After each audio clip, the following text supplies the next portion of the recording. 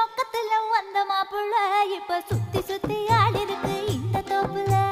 மல்லு கட்டு நோக்கத்துல வந்த மாப்புள்ள இப்ப சுத்தி சுத்தி ஆடி இருக்கு இந்த தோப்புல. வம்பு பண்ண வாரிகளே இந்த சாக்குல உங்க கொம்பு சுத்தம் வேலைக்கெல்லாம் நானும் ஆளில. தன்னானே தானே தன்னானே தன்னே தன்னானே நானே தன்னானே